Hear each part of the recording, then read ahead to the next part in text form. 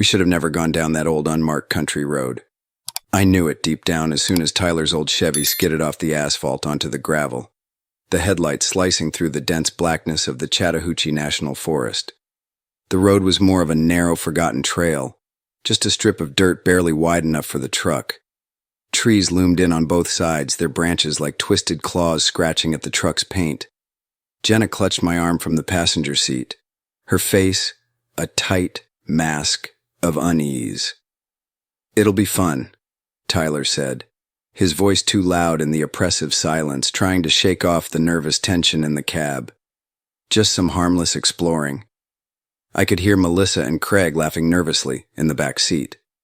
They were ready to turn this creepy night into some stupid Instagram adventure. But me? I just felt uneasy nerves, maybe. But the lizard part of my brain was screaming at me to get the hell out of there. After what felt like an eternity, Tyler killed the engine. The silence was instant and absolute, save for the gentle rustle of leaves in the cold night breeze. Dead Horse Road had led us to a small clearing, and beyond that, the barely there trail winding deeper into the forest. Somewhere out there, 3 miles or so, lay Corpsewood Manor. We got out, flashlights flicking on, beams cutting through the fog that clung low to the ground. The night seemed thicker here, the dark more oppressive. Tyler led the way, like he always did.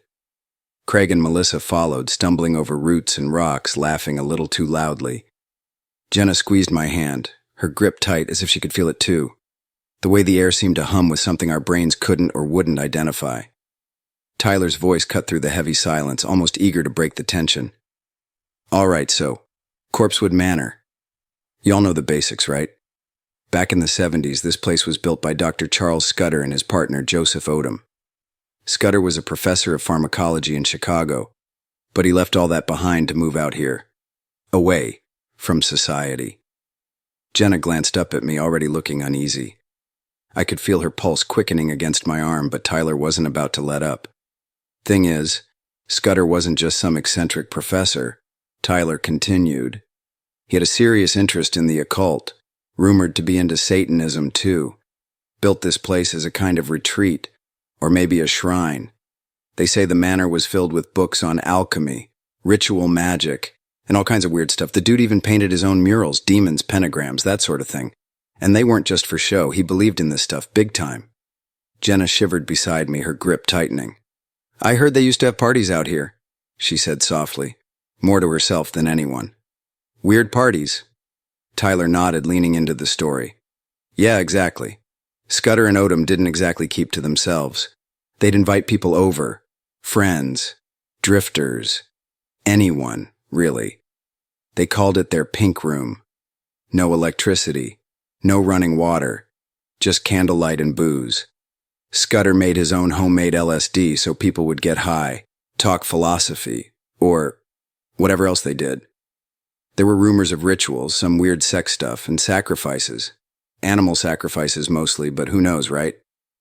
Craig snorted. "So like, typical hippie cult stuff?"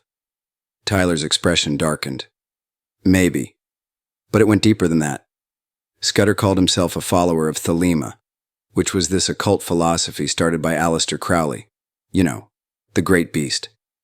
Scudder also kept a small altar in the manor, with a skull, candles, and that statue of Mephistopheles. The same statue that went missing after the murders. Finally, after what felt like hours of trudging through the endless dark, the trees began to thin, and we saw it. A crumbling silhouette against the moonlit sky. Corpsewood Manor, or what was left of it. The ruins stood like skeletal fingers clawing up from the earth, half swallowed by ivy and tangled in moss, their jagged edges sharp against the night. Broken brick walls leaned precariously, and shards of shattered glass glinted in our flashlight beams.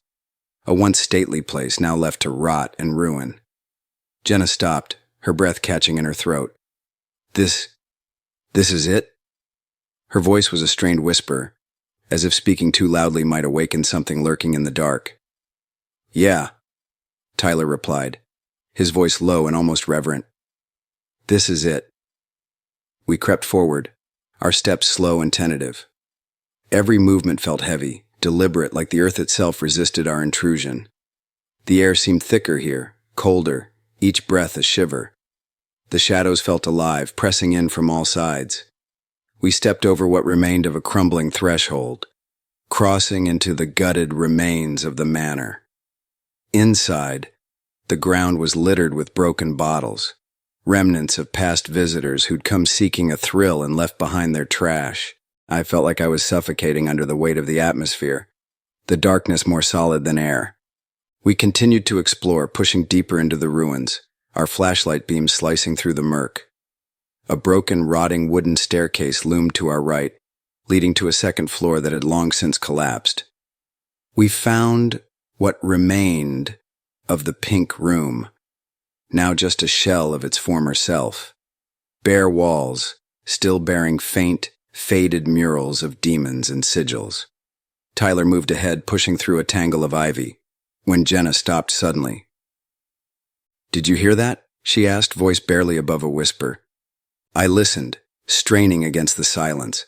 A faint noise, just on the edge of hearing. A low, rumbling growl, like distant thunder, but it came from the shadows. Close. Too close.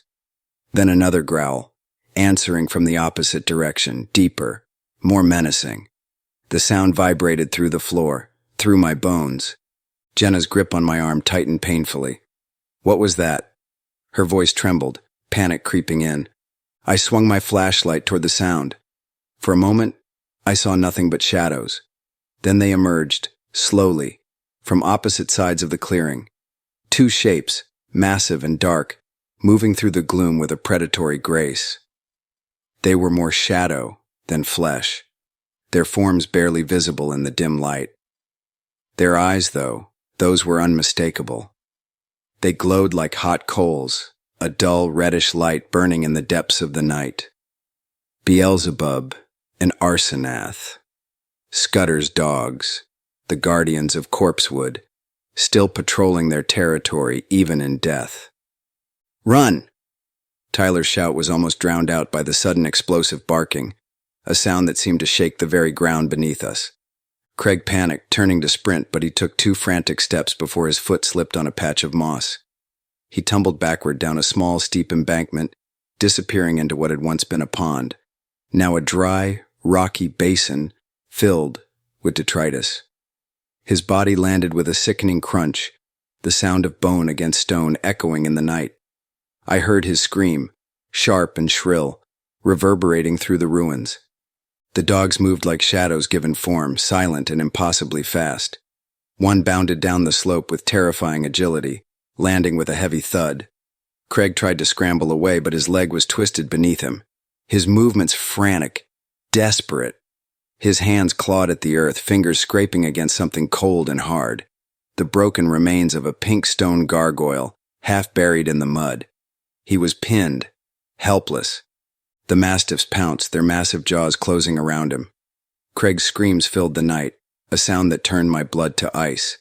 I felt Jenna's fingers digging into my arm, her breath quick and shallow, on the verge of hyperventilation. I grabbed her, pulling her away toward the remnants of what must have been a parlor when I saw him. Charles Scudder, or the thing that had once been him.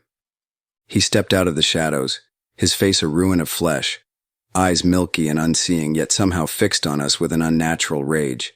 His clothes hung in tatters, filthy with dirt and mold. In his mummified hand he clutched something, a tarnished, heavy statue, glinting dully in the moonlight. The missing statue of Mephistopheles. Tyler stood frozen, his eyes locked onto the corpse of Scudder, a mixture of fear and acceptance flickering across his face. The dead figure raised the statue high, a grotesque reminder of Avery Brock's sins. As Scudder's dead eyes bore into him, Tyler sank slowly to his knees, his expression a haunting blend of resignation and dread. The statue, gripped with unnatural strength, hovered above him, casting a long shadow as if preparing to deliver the ultimate retribution for the sins of his uncle. The forest held its breath, the weight of inevitability pressing down on Tyler as he awaited his grim fate. The crack echoed through the woods before I even saw it, Tyler's skull splitting open under the crushing weight. Blood erupted, dark and glistening, spraying across the ruined walls and dripping in dark rivulets. But Scudder didn't stop. His hands, wet with blood, rose and fell with mechanical precision, the statue smashing down again and again. Tyler's body twitched and jerked with each brutal impact, his flesh tearing, bones shattering under the relentless assault. The wet, sickening thuds filled the air, punctuated by the crunch of splintering bone and the soft, gurgling sounds from what remained of Tyler's ruined head. The corpse kept beating as if driven by a fury that death couldn't quell. Melissa's scream cut through the night, a sharp, keening wail that sent a shiver down my spine. She turned to flee, but the forest had already closed in, the trail swallowed by an impenetrable darkness. We were trapped, the air thick with a palpable, sinister energy. The shadows around us began to stir, creeping closer with an unsettling purpose. Suddenly, the foliage sprang to life. Vines lashed out like serpents, wrapping around Melissa's ankles and yanking her off her feet. She clawed desperately at the ground, but the possessed plants were relentless, dragging her inch by inch toward the ruins of the old coop. Her screams grew frantic, then choked as the vines tightened around her throat, pulling her deeper into the darkness. Melissa's cries grew faint, lost in the dense, suffocating dark, and with a terrible finality, I knew we had lost her. Jenna's grip on my arm was like a vice, her face drained of color, her eyes wide with a terror that seemed to pierce through me. We turned and ran until our throats were raw and the muscles in our legs screamed for relief until we burst out of the forest and straight to the truck. We escaped, physically. Jenna didn't quite make it out. What she saw in those last moments fractured her mind. She stopped sleeping, her eyes darting around like she could still see the shadows moving, creeping ever closer. She'd mutter to herself in the dark, nonsense words mixed with prayers, her fingers scratching at her arms until they bled. She wouldn't eat, wouldn't drink, just sat rocking back and forth, whispering about vines crawling up her legs, about Melissa's face emerging from the shadows, about a voice that kept calling her name in a low, mournful wail. The doctors tried everything, but nothing could reach her.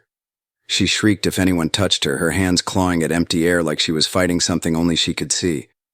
It wasn't long before they sent her to a mental health facility, her mind shattered, broken by that night at Corpsewood. And now I sit here, my hands trembling, trying to make sense of it all, trying to put this nightmare into words. I don't know how much time I have left.